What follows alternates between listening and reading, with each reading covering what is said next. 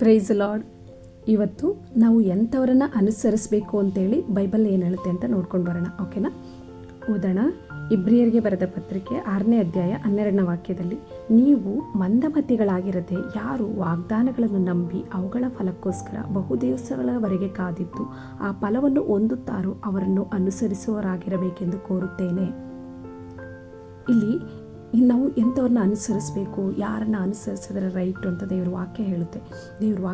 ಇಂಥವ್ರನ್ನ ನೀನು ಅನುಸರಿಸಬೇಕು. ಯಾರದು, ಏನು ಕ್ವಾಲಿಟಿ ಇರಬೇಕು ಅವರಿಗೆ ಅಂತಂದರೆ, ಅವರು ಏನಾಗಿರಬೇಕು ಅಂತಂದರೆ, ಒಂದು ವಾಗ್ದಾನವನ್ನು ದೇವರಿಂದ ಹೊಂದುತ್ತಾರೆ ಅಂದ್ಕೊಳ್ಳಿ. ಆ ವಾಗ್ದಾನಗಳನ್ನು ಹೊಂದಿದ ಮೇಲೆ ಅದನ್ನು ನಂಬಿರಬೇಕು ಅವರು. ಆ ನಂಬಿದಂಥ ವ್ಯಕ್ತಿ ಆ ಫಲವನ್ನು, ಆ ವಾಗ್ದಾನ ಕೊಟ್ಟಿರುವಂಥ ಆ ಫಲವನ್ನು, ಆ ವಾಗ್ದಾನ ನೆರವೇರೋವರೆಗೂ, ಅಷ್ಟು ದಿನವರೆಗೂ ಆ ಫಲ ಕೊಡುವವರೆಗೆ ಏನು ಮಾಡಬೇಕು, ಬಹು ದಿವಸಗಳವರೆಗೆ ಅವರು ಕಾದಿದ್ದು ಆ ಫಲವನ್ನು ಹೊಂದುತ್ತಾರಲ್ಲ ಅಂಥವ್ರನ್ನ ಅನುಸರಿಸಿ ಅಂತ ಬೈಬಲ್ ಹೇಳ್ತದೆ. ಫಾರ್ ಎಕ್ಸಾಂಪಲ್ ಒಂದು ಡಾಕ್ಟರ್ ಆಗಬೇಕು ಅಂತ ಅಂದರೆ ಏನು, ನಾನು ಡಾಕ್ಟರ್ ಆಗಬೇಕು ಅಂತ ಅಂದ್ಕೊಳ್ತೀನಿ. ನಾನು ಡಾಕ್ಟರ್ ಆಗಬೇಕು ಅಂತ ಅಂದ್ಕೊಂಡ ತಕ್ಷಣ ಆಗ್ಬಿಡ್ತೀನ? ಆಗಲ್ಲ. There is a process. ಏನದು? I have to study MBBS.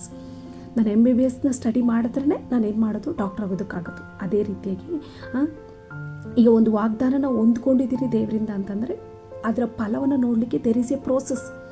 ಆ ಪ್ರೋಸೆಸ್ಸಲ್ಲಿ ಯಾರು ಸ್ಟ್ರಾಂಗ್ ಆಗಿ ನಿಲ್ತಾರೆ, ಯಾರು ಅದನ್ನೆಲ್ಲ ಆ ಬರುವಂಥ ಹೋರಾಟಗಳನ್ನ, ಬರುವಂಥ ಒತ್ತಡಗಳನ್ನ ಎಲ್ಲವನ್ನು ಸ್ಟ್ರಾಂಗ್ ಆಗಿ ಎದುರಿಸ್ತಾರೆ, ಆ ಎದುರಿಸಿ ಅದರ ಫಲವನ್ನು ಹೊಂದುತ್ತಾರೆ, ಅಂಥವ್ರನ್ನ ನಾವು ಅನುಸರಿಸಬೇಕು ಅಂತ ಬೈಬಲ್ ಹೇಳುತ್ತೆ.